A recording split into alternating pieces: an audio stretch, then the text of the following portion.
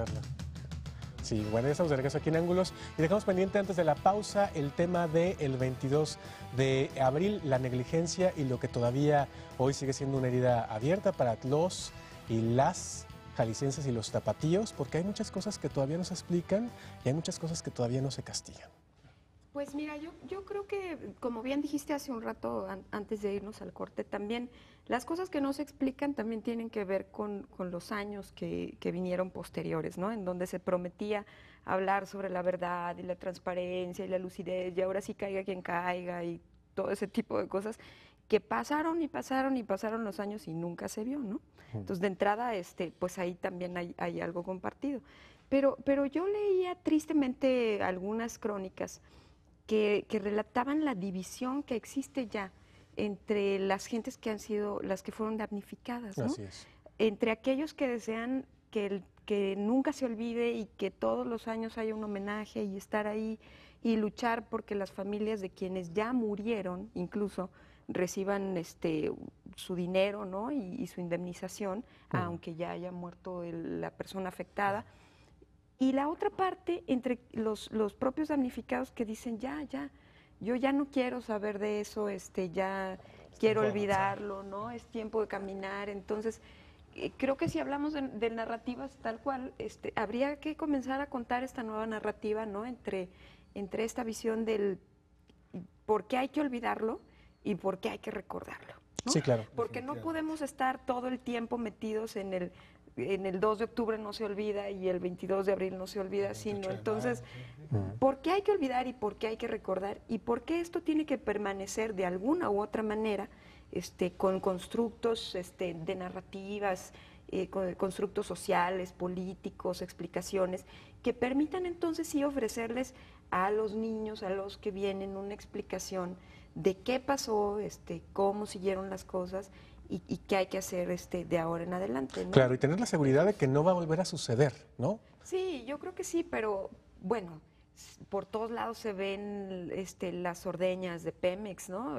No es nada más en la ciudad, no hablo de que haya sido una ordeña, pero las ordeñas provocan que también son sumamente peligrosas. sumamente Sí, claro, de hecho, peligrosas hace apenas y 15 provocan días en cosas Tlajomulco, si terribles. mal no recuerdo, Sí, tal cual, se quemó ¿no? una finca y una camioneta llena de tambos de gasolina por una ordeña, ¿no? Entonces puede ser que tiren cosas al drenaje, puede ser que estén ordeñando, ¿no? El combustible clandestino, pirata o como le digan.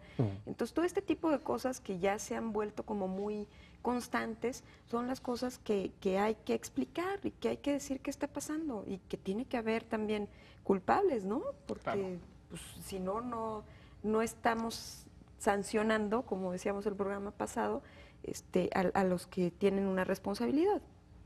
Que en ese sentido creo yo que este tipo de hechos, como los homicidios famosos, los magnicidios del 94, fueron las oportunidades que tuvo la transición para hacer justicia en casos clave. Es decir, quizá no se iban a, por ejemplo, esclarecer y señalar los responsables en términos jurídicos de la guerra sucia o de cada homicidio en la guerra sucia o cada desaparición forzada. Pero si estos hechos grandes, donde se perdieron muchas vidas, que marcaron a comunidades enteras y que se perdió la oportunidad, ¿no?, de hacer justicia en el momento, e incluso años después, ¿no? 8 años después que una transición en Jalisco, se pierde esa oportunidad histórica. Con todo y todo, con la apertura del archivo histórico de los documentos del 22 de abril, que a partir del día de hoy, 23 de abril, están ya disponibles para hacer investigación, más de 200 cajas. Eso permite, no sé con qué implicaciones jurídicas, pero es una construcción histórica de lo que sucedió en ese momento. Y eso también permite de una u otra forma sanar ciertas heridas, demostrar quiénes son los responsables, dar explicaciones, darle un poco de sentido a esa pérdida de sentido brutal. Y en ese sentido también, desde el principio, hubo una tensión entre la gente que estaba, digamos, del lado del gobierno y las alternativas que daba el gobierno a los damnificados y quienes estaban en contra. Y eso lo describe muy bien Rosana Reguillo, justamente claro. En la construcción simbólica de la ciudad.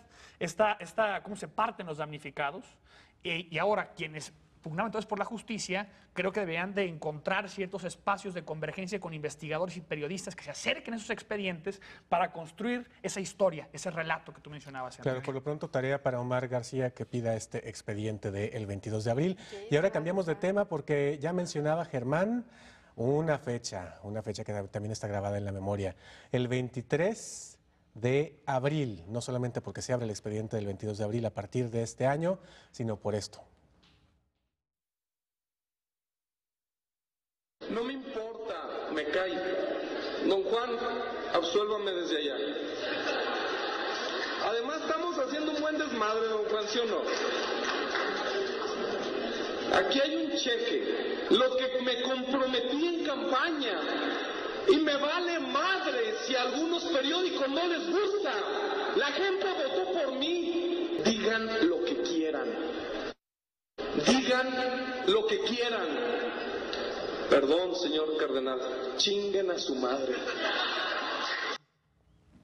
Bueno, pues descubrimos que teníamos un gobernador fino exactamente una noche como esta, más o menos a esta hora, ¿era? Por ahí de las 11 de la noche, así más o menos a esta hora, se empezó a correr ahí el rumor de que el gobernador había mentado la madre a todos los jaliscienses y resulta que después vimos el video y efectivamente así fue. A 4 años de la mentada, ¿qué podemos decir? ¿Qué aprendimos? ¿Es el mismo gobernador? ¿Perdió? ¿Ganó? ¿Qué pasó? De entrada a mí ver las imágenes me da un coraje. ¿Todavía? Terrible, ¿verdad? sí. ¿Todavía? Sí. Sigo sintiéndolo.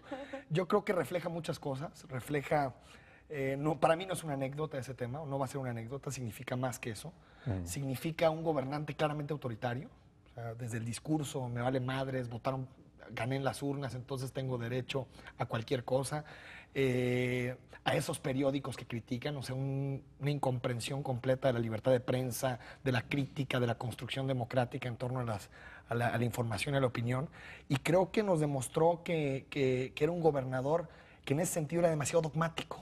No solo en términos, digamos, era un gobernante muy distinto al alcalde de Guadalajara que conocimos con Emilio, que digo, tenía ese tipo de tendencias a ciertos temas, pero creo que no se había metido en una agenda tan clara. Como gobernante de Jalisco se metió en una agenda determinada, insultó a la sociedad civil, insultó a los grupos que se organizaron y creo que ahí dio cuenta, digamos, de uno de los episodios más negros en la relación entre los gobiernos y la sociedad civil, que es llegar a este extremo, ¿no? De mentar la madre. De los gobiernos en general, no solamente en Jalisco, ¿no? En Jalisco, los gobiernos en general, claro. Yo igual, yo creo que estas cosas no se olvidan, ¿no?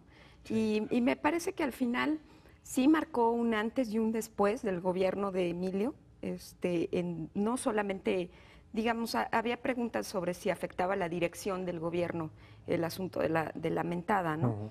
Y probablemente no afecte las direcciones en términos de decisiones de políticas públicas, pero sí afecta el tono, el enfrentamiento y el talante político que debe de haber de cara a dirigir un estado tan grande como es Jalisco, al cual pues abiertamente ofendió, ¿no? Entonces, al final de cuentas, todas las encuestas y los estudios demostraban que la gente estaba muy, muy molesta con este tipo de cosas y que al final no iba a ser fácilmente perdonada, ¿no? Hecho que fue de alguna manera confirmado en las urnas en el 2009, ¿no? En donde ahí mencionan que las boletas traían una leyendita que decía la tuya, ¿no? Y cosas así por el estilo, que a mí algún día me encantaría que se abrieran ese tipo de paquetes también, y de archivos, ¿no? Para ver qué tanto dicen las boletas, porque debe ser una maravilla, ¿no? Para enriquecer el español. Sí, claro, ¿no? Yo sí creo que hay un antes y un después, y que él nunca fue el mismo, y que sí, claro, yo comparto esa idea, es un tipo pues autoritario, es un tipo que no entiende la relación con los medios más que en términos de mercadotecnia, de publicidad y de pago. Nada más. Esa es mi opinión personal. De acuerdo.